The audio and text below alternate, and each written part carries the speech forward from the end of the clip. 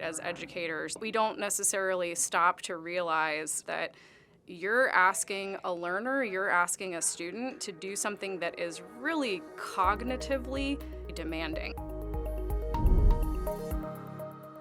So the idea for the mental model tracking instrument actually came about as a result of a conversation that I was having with Allison Hutchinson, who's one of my colleagues, and our former director, Rick Evans, who pointed out that a lot of the literature on assessment points out that student evaluations of teachers don't necessarily reflect what students learned in the course of taking a class.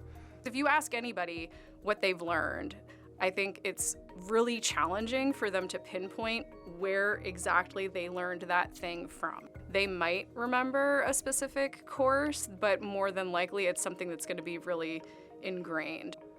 My background is in cognitive linguistics and corpus linguistics, so I wanted to see if we had any kind of more objective measure for being able to see whether or not students were changing the ways that they were thinking. And one of the ways that we can do that within corpus linguistics is by using what's called keyword analysis. So we understand that to be a kind of shift in the way that somebody is thinking. It's introducing a new concept or a new way of thinking about something, usually that would reflect what students are thinking about within the course of the class too.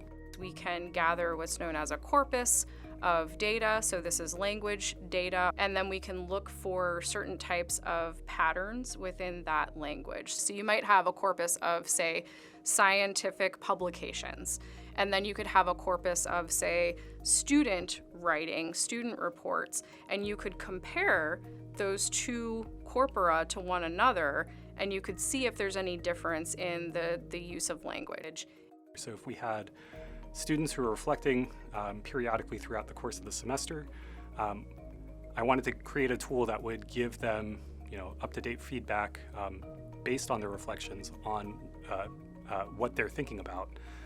So they could also see how that is changing across the course of the semester and get a better sense of what they're learning as a result of being in a class.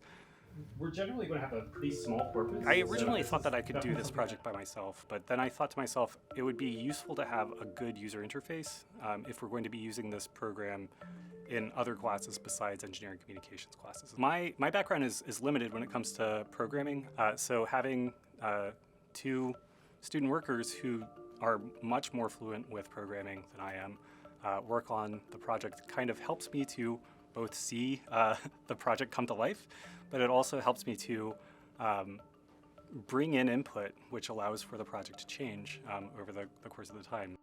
I think this project has a lot of potential to be really practical in the classroom.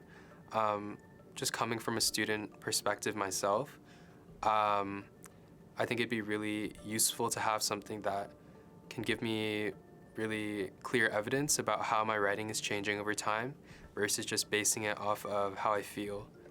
There are two kind of types of work that come along with this project. There's kind of like the technical web development side and the linguistic side, where you actually have to know what you're doing from a linguistics perspective.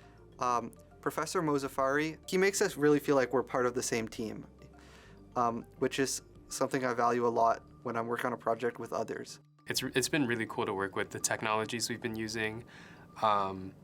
So I really wanted to create a product that a lot of people would use and could help a lot of people, and along the way learn more about the tools and frameworks that I'll use in my future career. One of the things that this tool will provide the engineering communications core class is a sense of what exactly students are learning, and that is invaluable for students because they can see that they are learning, but it's also really helpful for instructors to see what sorts of things are interesting to students, what sorts of things students are struggling with, and that can go back and feed back into our preparation for the class, the topics that we cover in the class. I imagine this having a kind of transformative role within setting the curriculum within engineering communications.